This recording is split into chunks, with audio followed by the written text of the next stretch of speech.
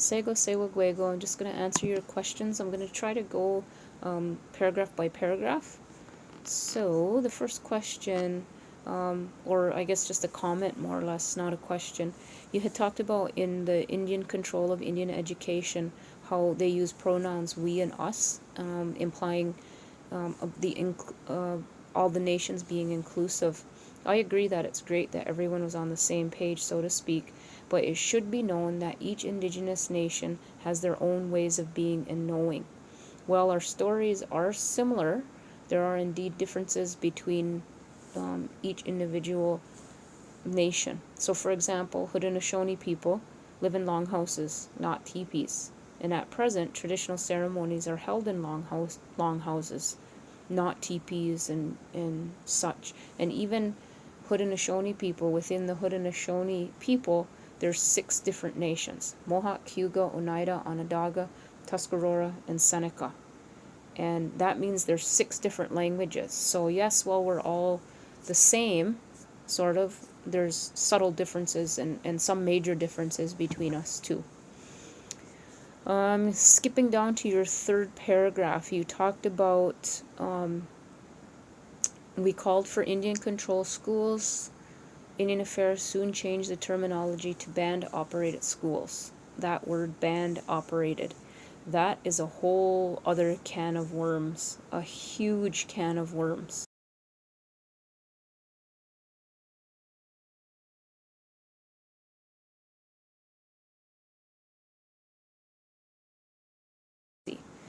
Okay, so then you went on to talk about reading about the Indian Act. I came across a book. I haven't read it yet though. It's called 21 Things You May Have Not Known About the Indian Act. It was inspired by an article written by Bob Johnson. His article, and I'll put the link underneath here, it talks very quickly about 21 things in the Indian Act. He also appeared on TVO discussing his book, and I'll put the link for that video there. The link is just for the article, not for the actual book, the first link. And then further on down, you talked about, you had a quote talking about Canadian population as a whole.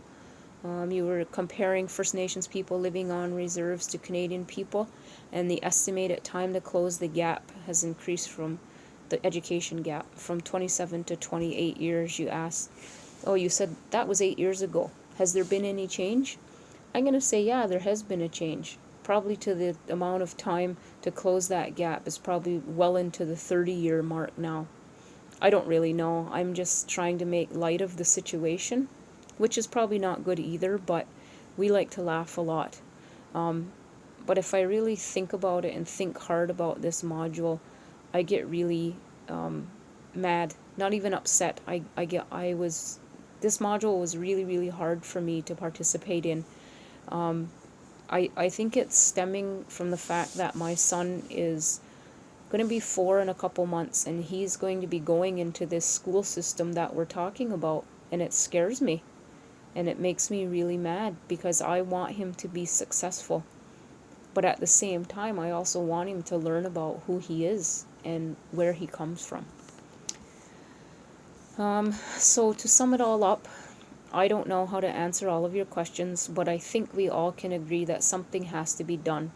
I believe education and awareness are essential. And it doesn't matter if schools have 0 Indigenous population of students, and even teachers for that matter. The students and the teachers still need to be aware and realize the true history of this country's relationship with Indigenous people. Thanks for listening.